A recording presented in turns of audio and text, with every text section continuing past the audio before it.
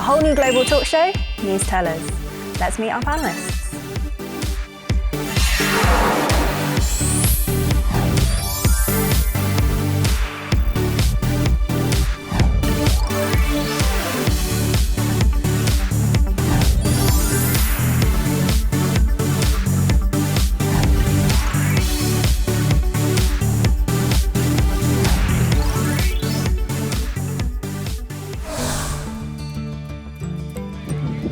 On the 9th of October, the Greenpeace environmental surveillance ship, Rainbow Warrior 3, entered the port of Busan to protest the country's expansion of nuclear power plants and its risk to the public. The Kori nuclear power plant straddles the southeastern cities of Busan and Ulsan. Greenpeace activists have begun a campaign against the opening of 2 more reactors. South Korea is facing scrutiny for having the highest geographic density of nuclear power plants in the world.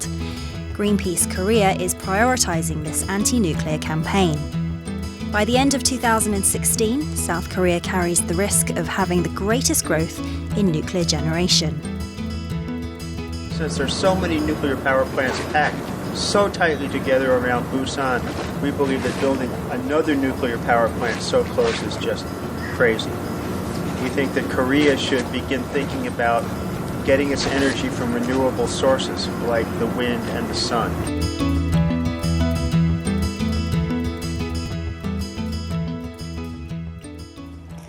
Right, so the Greenpeace activists then, they were protesting against the construction of the Shingori nuclear plants numbers 5 and 6.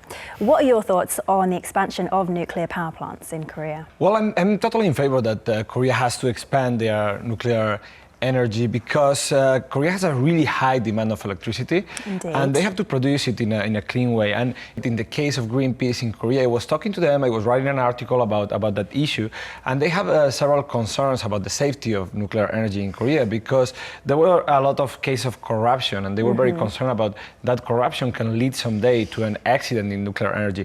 But my support is for nuclear energy in general because these days we have the enough standards to make it 100% safe and much cleaner than the coal and oil energy that produces a lot of pollution and causes a lot of indirect deaths and changing of the environment. I'm not in favor of it, I would say. I think there's already such a high concentration of nuclear plants that it's really dangerous to add more. I think we're at a point in human history now where we need to dial down our consumption. If I sit on my roof in my apartment in Seoul, in the middle of the night, I can pretty much read a book. That's how bright it is. That's how many lights are on 24 hours a day. We need to reevaluate our attitude towards consumption. I'm not completely against nuclear energy, but I do agree with you, Stephen, that building these power plants so close to heavily populated areas, that's asking for trouble. I think what I've been concerned about, and I've written about, I co-produced a video a couple years back about South Korea's nuclear energy sector, and it's not only here in Korea that they're trying to increase the number of reactors, they're trying to export nuclear energy to developing countries, and I know Greenpeace, who I interviewed for my piece, was very skeptical of that. Yeah, for me, I think nuclear energy is energy from the past. I really understand the concern of Greenpeace. In Korea, around the Gori power plant, you have more than 3 million people that live within 30 kilometers. In Fukushima, it was 160,000 people. Oh, wow, huge difference. Yeah, it's a huge difference. And I just come back from Fukushima, actually. I've been there to interview nuclear refugees, and that really shocked me and changed a lot of my way of seeing this issue. We will be discussing a lot of these issues surrounding nuclear technology today and what the future holds for it. Nuclear power, energy with 2 faces. Let's kick off with our news briefing section then. Nuclear energy obviously started out with good intentions. There's a huge amount of energy to be harnessed from nuclear technology or nuclear reactions. But it also has been used for various ill purposes, such as nuclear weapons and atomic bombs as well. So could we talk about some of the problems or accidents that have been caused by producing nuclear power? Maybe I can start because I was in Fukushima a couple of weeks ago. In Fukushima now you have 120,000 people who had to leave their place, have to abandon their livelihood because of the radiation, and the place where they used to live is too contaminated. What is important to say that they are facing some kind of pressure from their government to come back, because the Japanese government is really pro-nuclear. They want to show that the crisis is under control and that nuclear energy is safe. They're like spending like billions of dollars to try to decontaminate the area, even though it's not possible to decontaminate forest, and there is many places you cannot decontaminate. And I mean, all these stories are so sad. I mean, I interview refugees, displaced people who told me that around them they see suicide, depression, they cannot find new job. Even within families, you see divorces because they disagree on what to do. They lost their community. It's like you can see the damage that nuclear energy can do on a human level. That was a terrible, terrible experience for me. One of the most recent nuclear catastrophes. Exactly. Any others? Well, if we talk about nuclear disaster, we have to talk about Chernobyl 1986. That was the biggest catastrophe in the history of nuclear energy.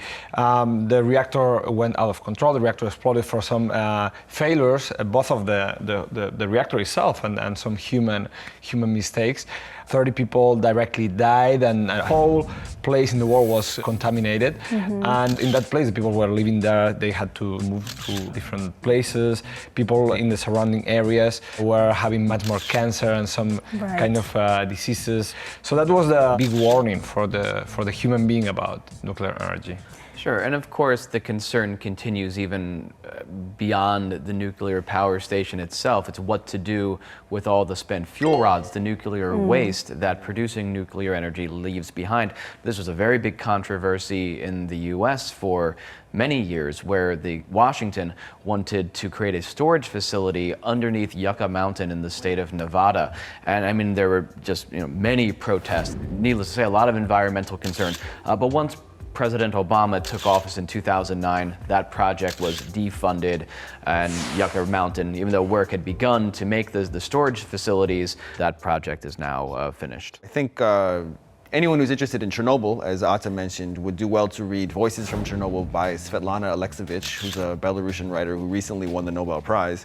Okay. And that's a very, very detailed kind of oral history. And she talked to all kinds of people who were involved in the accidents. Particularly, she talked to some of the people, like wives of men who were among the first emergency personnel who were dispatched to Chernobyl, like when it was still belching tons of radioactive material, and they obviously didn't live very long because they were exposed to levels of radiation that were way, way beyond what a human can safely tolerate. Indeed. We just hear big numbers such as 120,000 or 3.4 million in Busan. But it's important to remember that at an individual level, it's very, very devastating indeed. But no energy is perfect, of course. But it does seem that the large amount of accidents that happen within nuclear technology, it's not really surprising that the anti-nuclear movement is becoming more globalized than ever. So let's talk about the nuclear policies around the world then. I believe some countries are actually starting to phase out their use of nuclear technology, whereas other countries are just starting to expand now as well. So can we talk about some of the policies in your native countries and other countries too? Yeah, the first example I can think of in Europe is Germany, who decided to phase out all its nuclear power plant. Actually, this decision was taken even before the Fukushima incident, but somehow the Fukushima catastrophe increased and reinforced the determination of the German government. So they plan to phase out all nuclear energy within a couple of years. They already have now 25% of their energy coming from renewable. Okay. And 80% of the German public opinion is in favor of a nuclear phase out. And what I find really interesting is that now Germany used to buy electricity from France, but actually it changed. In the last couple of years, they're actually selling electricity to France. Okay. So it doesn't, the fact that you abandon nuclear energy doesn't make you more vulnerable, actually, from an energy point of view. And while Germany is abandoning nuclear energy, China, the world's second largest economy, is doubling its number of nuclear facilities. At the beginning of 2015, I believe there were 23 reactors up and running already in the People's Republic, but now there are plans to double that number essentially, and plans to even, continue to add. I mean, China doesn't have the resources itself to feed its energy demand. And this is something that Beijing sees will be fundamental for further economic growth in the country. And I think that's the right policy of the government of China. And in the case of China, we can see that there are some cities that they are just covered by clouds of pollution because of the coal plants. And people is dying with 50 years old with respiratory diseases because of those coal plants. Nuclear energy have risks, but if we implemented it correctly and we keep the standards, I think that can be a solution for those human tragedies that we see in cities in China, in cities in Russia, in cities in India. In India, they say like more than 100,000 people die every year because of the pollution caused by coal plants. Right. So I guess in the case of China, it's a good policy. It's good, but as long as the construction of these facilities and the monitoring is open, when countries that are not open, that aren't transparent, where there's not a healthy civil society that can monitor these things, and even in protest against government policies on energy. That's what concerns me the most about expanding the nuclear industry. In Canada, the outgoing government was very reliant on the fossil fuel industry. And one of their arguments for that is like, well, we need to develop this industry because it's a source of money for our economy, even though it's environmentally very harmful. We need to somehow find a way of introducing a profit incentive to renewable energies, which probably, I mean, I don't know very much about this, but I mean, there's got to be an incentive for like somebody to come up with a very ingenious way of creating electricity and then making a lot of money from it. So I think we need to turn our attention to like coming up with some kind of solution like that. And that's a very good point, because actually nuclear energy is heavily subsidized. People say, oh, it's cheap. It's not. All the government are heavily subsidizing nuclear energy. And actually something very interesting happening is Sweden now. Sweden is a pretty nuclearized country, like 40% of the new electricity comes from nuclear energy. And they are considering now phasing out, and they introduce a tax on nuclear energy. And of course, the nuclear lobby is very angry at this tax, but the European Court of Justice or the European Commission agreed that it was legal to have a tax on nuclear energy, and I think that's a right policy. But these days, every government, at least they exempt taxes to renewable energies, like to really clean energies like wind and sun. But Spain is keeping the nuclear energy as first source of electricity with a little bit more than 20%. But the worrisome thing is that the second one is still coal, which is 19%. And of course, coal is getting more harmful to the people of Spain, but people is protesting every time against nuclear energy, and they focus on protesting against nuclear energy. And I think it's, sometimes I think it's like a little bit populist thing, like, oh, nuclear energy is killing us, when nobody really realizes that it's impossible to cover all the demand, or even the 50% of the demand with renewable energies. And the fossil fuels are the ones that are currently killing us. Right, I mean, and if you look at like what's happening in the US with fracking, where they're basically blowing up the top of mountains to extract oil or other resources, I mean, that's a very visible environmental damage that's kind of underway as we speak, where, sure, nuclear power, the potential for an enormous disaster is there, but really there have only been 2 major catastrophes in the 60 or so years that nuclear energy has been used. So why are there these different policies? Why is, for example, China trying to expand its use, whereas a lot of the European or Western countries are trying to phase it out? Those countries are in different phases of their development, I think they say. I think we've seen in countries like China and India over the past maybe 15 or 20 years, very large rises in consumption because they have a middle class that's getting a lot bigger. And so I think maybe they kind of look to countries of the West and say like, well, you guys got to do this stuff, and like you had all these tools to fuel your development, like you use these energy sources, et cetera. So like now we're going to do that. But I guess, you know, they're just, like I said, they're in a different phase of like how they think about this stuff. I think maybe certain countries in Europe have had nuclear energy for a long time and are now maybe starting to change the way they think about it. Okay. It's an evolutionary development. I mean, I do think there is a need for nuclear energy, especially in countries that are rising like India and China, of course, with certain safeguards for both transparency and environmental regulations. But it can't be the long-term solution. Right. Eventually, I think once a country is able to satisfy its basic energy needs using nuclear energy, it's really time to cut growth in that sector and put all resources into developing renewable forms of energy. Okay. Well, we've talked about the various nuclear policies around the world, but it'd be very interesting to see where it goes from here, I think.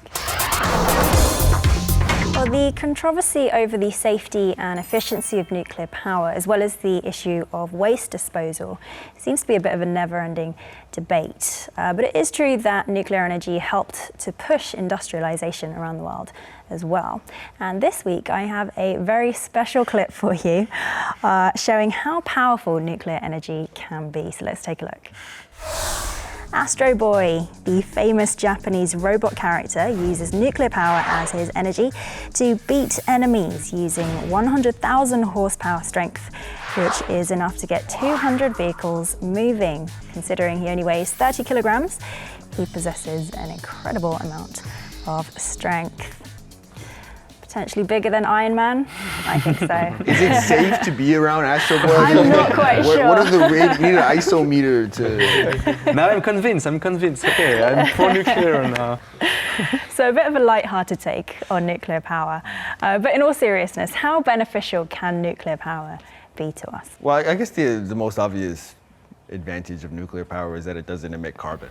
And that's the strongest argument that could be made in its favor. But there's a whole bunch of other risks that go along with it that make it perhaps not as attractive. Okay, let's see at what harm nuclear power did and what harm the other alternatives did. In the last 60 years, we had 2 accidents, Fukushima and Chernobyl. In Chernobyl, 30 people directly died. In Fukushima, I guess, no people directly died.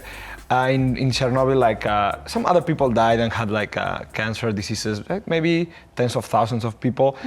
Hundreds of thousands of people in both were moved because of those catastrophes.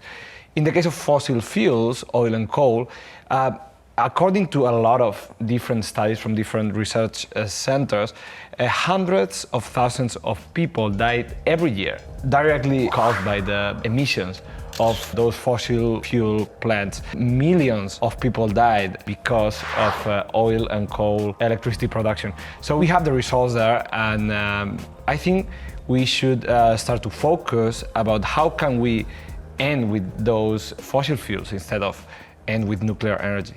Okay, do the rest of you agree? I bet Fred does not agree. I mean, I come from the most pro-nuclear country in the world. I'm from France. 75% of our electricity is nuclear. This is by far the highest rate among all the countries in the world. And actually, France now, the French nuclear industry, has tremendous problems this year. First, we have several serious incidents in some power plants. Now France is building EPR, the European pressurized reactor, whose the cost keeps increasing. It was supposed to cost $3 billion. Now the cost is more than $10 billion, and it keeps rising. And there is very, very serious flaws in one of the main components, and the French nuclear regulator is considering asking the constructors to change it, and that will cost even more. Actually, the economic cost of nuclear energy is much, much higher than what people say. But seeing as we're still pretty far off from that point, I mean, we have made some headway into renewable energy sources, but I think it's difficult for the whole global community to accept that we need to move away. I mean, we are starting to move away. I mean, people are becoming more aware of the need for renewable energy sources, but we shall have to see what happens.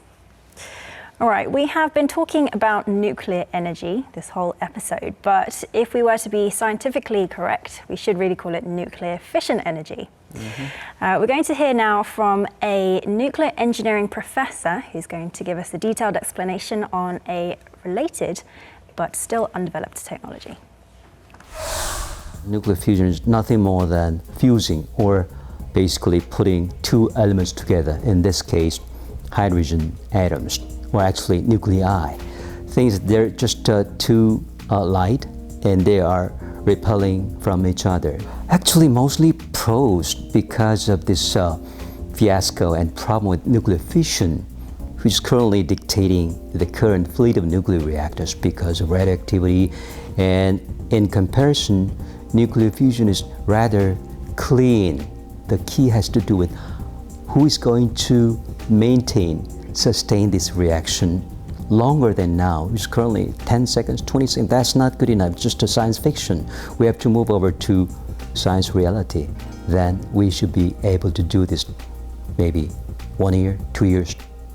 So again, it's a long story. Actually, a lot of changes because we're talking 21st, even 22nd century. And by that time, when nuclear fusion gets commercialized fully so, we don't have to deal with any more renewables. It just renews itself. It's everywhere. In the seawater, it's just infinite. So that means we are done. The humankinds are finally done with the struggle with the energy sources.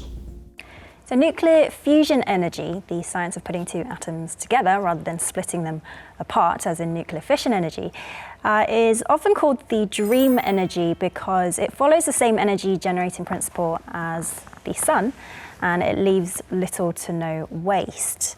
In theory, it sounds great, but as the professor said, right now we can only store it for 10 seconds at a time. So practicality is another matter entirely. But where do you see the future of nuclear fusion energy? Is it the next big thing? Well, in my case, I think that it's going to be one of the biggest developments of the human being in the next century. Because we want to go to a clean future. We want to have our skies blue. We want to stop the climate change. And we want to drive an electric car. So the electricity will go up and up. And that fusion energy will allow to produce like tons of energy in a really clean way. So it has basically no limits, and it's going to be a great improvement if we can overcome those really high, by the way, technically barriers. Well, what's interesting about fusion energy is that there is a really international effort by scientists and government to work together. There is this huge experiment now in France with money coming from European Union, I think US, Japan, South Korea, like these countries are pooling their resources together. Right. But as the professor said, we don't know when we will be able to master this technology, maybe in the next century.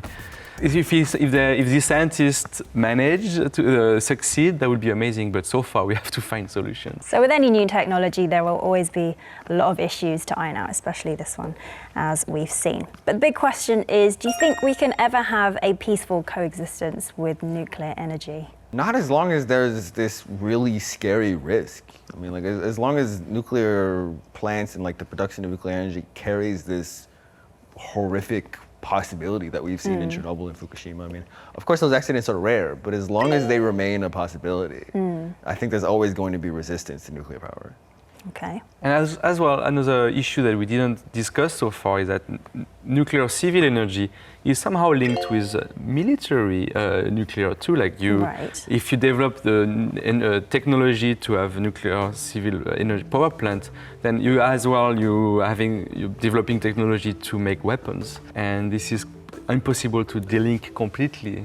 Yeah, that's a big problem. I can recognize that that's a big problem, that some countries, they can develop their nuclear energy and they can develop it in a military way. Well, I mean, that's what's happening here to bring in North Korea. Why not? We're in Korea. Let's talk about that real quick. I mean, North Korea, it was a signatory to International Atomic Energy Accords. They said they used a loophole, more or less, to say that they were developing peaceful civilian energy, but they, as anyone expected, they went ahead and developed nuclear weapons and then dropped out of all the agreements. Okay, so it'll be really, really interesting to see what happens over the next few decades, because even in the last few decades, we've seen such a massive leap forward than we have in the past few centuries. So it'll be fascinating to see. Let's wrap up with our final headlines, though. Anyone ready to go? I can go first. I would just say it's time to imagine a new future for energy. Okay. Sounds very science fiction. I'll say, what comes next after nuclear? Okay, I would say nuclear energy, the most viable option nowadays. My headline would be leave nuclear energy where it belongs, to the past. Okay, a range of headlines showing the range in our panel's insights and opinions as always. Thank you guys so much for your fascinating insights on today's topic. Looking forward to next week's already. Join us next week, viewers, for a whole new global talk show, Newstellers.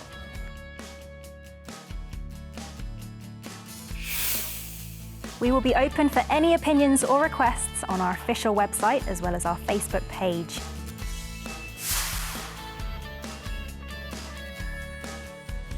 The first thing we have to do is moving away from coal. I don't think there's any coal supporters on the panel. Yeah, but people focus more on being against nuclear energy. More and more countries decided to go nuclear, but Fukushima was really the moment where many countries decided, no, it's too dangerous. Endless struggle to have enough energy. That's obviously a really desirable outcome, but I don't know how realistic this is. I think our desires will always just get higher and higher. I don't know if we can ever really be satisfied, The more right? we have, the more we'll want. Exactly.